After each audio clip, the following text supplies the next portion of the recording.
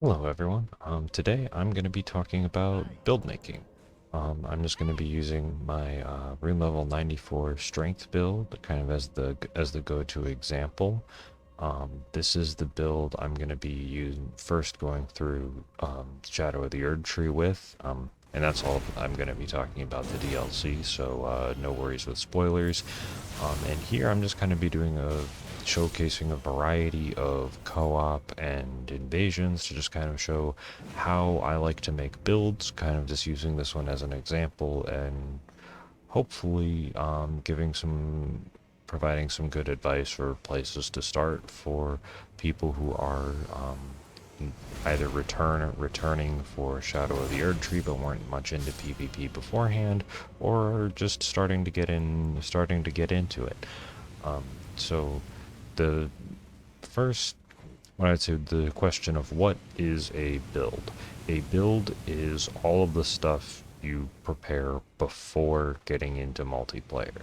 So that would be your stats, your equipment, and um, your spell choices, and like how you set up your inventory, like all of that. So this is everything, all of the prep work that you do. Um, so with builds, probably like we're just going to use 90 as the example. The first thing you probably want to be thinking about is your stats. So at 90, you want about 1700 health. That's just kind of the good benchmark that a lot of PvP players use, and is also very good for PvE because some of the late game enemies hit really hard, and you gotta live. Um, and besides the 1700 health, you probably at 90 you have enough stat points that you probably want to have like one primary damage stat and have it be around 40 points, and then the rest of your points can be distributed um, for in other stats for using specific weapons and spells and or any other little benchmarks. So probably the first thing that I do when I'm making a build is identify the non-damage stat benchmarks. So for this build, it's 16 dex and 16 faith, and the 16 dex is so I can use the Vulgar Militia Shuttle because it's one of my favorite halberds, and then that actually allows me to use a lot of other just fun fun weapons in addition, like the Crescent Moon Axe, I believe Grafted Dragon. There's just a lot of fun stuff that you can do. And the 16 Faith, I think also hits Grafted Dragon, but I think that when I made this build, it was so I could use Stone of Garank as just projectiles, physical strike damage on PvE. So with that in mind, I have 40 strength, 50 vigor, 16 dex, 16 faith, and I dumped the rest into endurance. And 94 is a little bit of an offshoot, and that's so I can have enough endurance so that way I could have some really big weapons with the fashion that I like. Like here I've got the Watchdog Greatsword, and I have enough with Great Jar's Arsenal. I have enough equip load that I'm still medium rolling, while I have like a Lord Sworn Straight Sword, soft swap, and I also have a offhand soft swap besides my incantation tool. Because for me, I like having one big area control weapon on my main hand, a faster 1v1-ish type weapon like for the straight sword, and for my offhand I like to have just like a fast offhand tool if I want to it's not power stancing, but it's effectively power stancing with the heavy weapons when I don't want to use my incantation tool. And for me, some of my favorites are whips and hand axe for offhand right now. And yeah, this was just a very, very clean co-op. So I guess that's kind of going along with the stats. And I was talking long enough. We're just going to jump straight into poise. This invasion was a little while ago, but it's still very relevant. So poise is one of those very unintuitive stats, and I like medium poise, and so that's why having a good amount of endurance and Great Jar's arsenal is nice, because I like big weapons give you hyper armor, they do good damage, and really there's a lot of variety on this. So this is a solo Liurnia host with dual guardian sword spears, the one with flame strike, the other with crag blade. Now I know what you're all thinking, and that's that we want to give this person a big thank you to show them how amazing hyper armor is, because as you can see there, I just R1 straight into that and I'm winning the trades. And even though they're healing, I am way out damaging them. Got them with a nice little roll catch, and there we go. I forgot where everything was going in my own clip. So thank you for demonstrating that medium-ish poise, which is around 60 with the Bull Goat's Talisman equipped, is really amazing, and that you can beat up some setups when people are trying to get fancy in PvP. So and also like 51 or 55 is the breakpoint for NPC light attacks. By that I mean like Godric soldiers, Landale soldiers, so that way you can withstand an attack and keep swinging. And on talismans there, I switched off the host talisman, and I forget what the other one. So I could go with robustness and magic resistance, because Borealis is very deadly.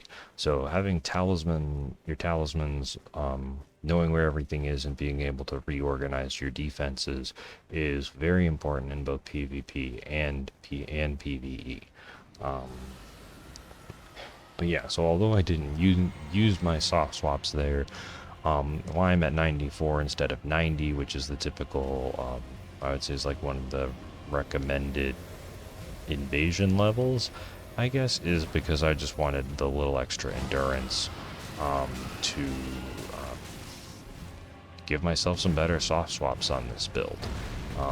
So this is not, and for the weapon level, at 22 normal, 9 somber, this is very close to max level. The idea being I wanted to do co-op and invade with people who found an early ancient smithing stone and got a max level weapon, but are below meta level, because oh yeah, and also have your boluses in your I was gonna say your hot spots, hot pockets. Have boluses ready, because it's very, very important, and I'll point it out later in this invasion. But there's a spot where if I haven't been managing my frost buildup and have the speckled hard tier and the robustness +1 talisman, that I would absolutely have died due to frostbite. But so this is not a build that I would bring to like a community fight, but it's honest in that well, it's honest that it's a build that exists, that is invadable. I'm not trying to like abuse a particular bracket. I just made it to invade in a particular bracket. Also avoid that attack.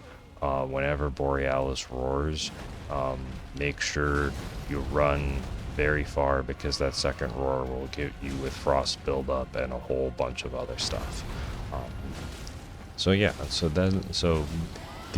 with build making, I don't like the idea for me is not to make the mathematically damage optimized build. It's just to have a lot of variety, be flexible, and that's where I would have died if I hadn't stacked a bunch of frost resist. So, and you want to generally do that with your talismans, because the talismans are all similar-ish weight, so that way, and they give you better resistances per weight if you're trading off damage and other things, rather than trying to swap outfits around, where there could be a very large difference in what you're in your equip load. But yeah, so that's a whole lot of information about builds. as I'm losing my own train of thought because there's just so much to talk about.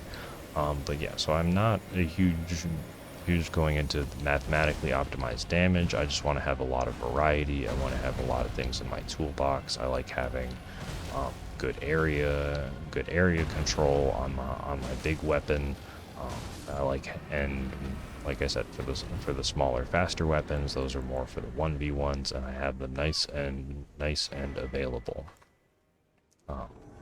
Now here is another invasion. I just used the Phantom Finger to get back because these guys did not want to leave this room. And this one will show a little bit more about using the environment and playing to your strengths in terms of. And although I didn't hit them with anything, as you can see, knowing your soft swaps and having everything very organized is incredibly helpful. And again, here, although the fashion's different, I have similar medium-ish poise, same physic of health regen plus status cure and resistance built and increased resistances. And also having your it's not a hotbar, but I want to call it your hotbar, but having your equipment organized, like for your fire bombs and everything, know which ones you like using and which ones and how to do them. So I like volcano pots because they're a really good area control tool because they linger.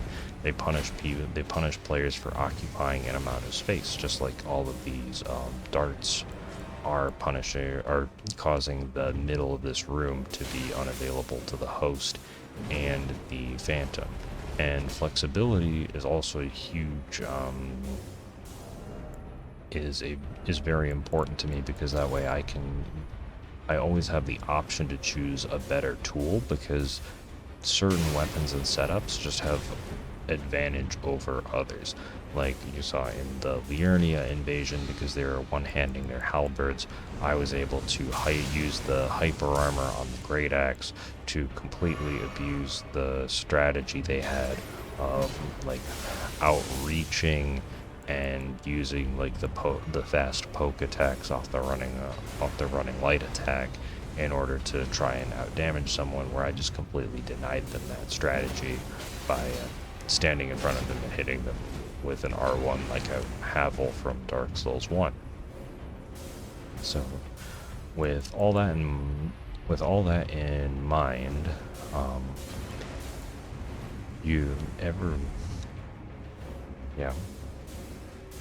I know it's probably a little bit rambling at this point, but your build is very much how you like to play. Because I really think of a lot of things in terms of like puzzle style and area control, because like I like Legend of Zelda games and Fire Emblem, so I can explain like where my swaps are in terms of like going for a Legend of Zelda boss weakness and all the area control in terms of a Fire Emblem and grid. So here, very important, if you didn't notice, the blood off of the attacks has a slight delay. So this person and I don't have a super great connection, and I noticed that. So one of the things that's also really nice to have on your build is something that is a little bit mean. And by mean, I mean just honest and mean. Just use good weapons. They're good for a reason. In this case, I have the Rotten Battle Hammer because if with Phantom status buildup from latency, I'm still able to apply Scarlet Rot to the host without having to actually have damage on the hit. Which would be, so like another thing would be Blood Flame Blade on a weapon with passive bleed buildup like the Flamberge. And so having your build is accounting for all the different scenarios. Like, what do you do if you fight someone who's a bit late? What do you do if you're fighting someone with big weapons? What if you have two guys who like standing in a room, but there's a pressure plate in the room? That's all things that you want to think about, and always remember what your soft swaps are. Yeah, Didn't think that was coming back from 2 minutes ago when I swapped over to the Michaela Night Sword. And now I guess here we have our last clip, and hopefully a lot of that made sense in terms of builds of just plan what you want to do with your setup, and the math will solve itself, because in Elden Ring it's a very high damage game, and the weapon level by far carries damage more than stats do. But around 90, you do actually want a little bit like the weapon level scaling is good enough on the weapons that you want an amount of stats in your damaging stat. Like, you don't have to, but that's when you're going to start seeing more returns. And then again, the last thing about making like a PvP PvE hybrid build is having the flexibility is good, because there are some weapons in Ashes of War that are better against one than the other. Like, there are some that are really good on both, like Catch Flame's really good, Carrion Slicer's really good. But Blasphemous Blade is generally better, I would say, with PvE, or in this case, Lion's Claw, Crescent Moon Axe, and Chilling Mist, Great Stars, because Great Stars is pretty easy to dodge, but I don't know, there's a decent amount of overlap of just like what's good in the game, but there's absolutely some things that are more PvP oriented or more PvE oriented, and you can mix and match and have all those available in your arsenal while you're fighting. So I know I've just been talking about builds for 15 minutes ish, and I hope all of that helps. And yeah, I know I didn't talk about math very much, and a lot of it's just feeling. But that's how I make my builds. I make builds that feel good and feel fun to play, and that have a lot of variety.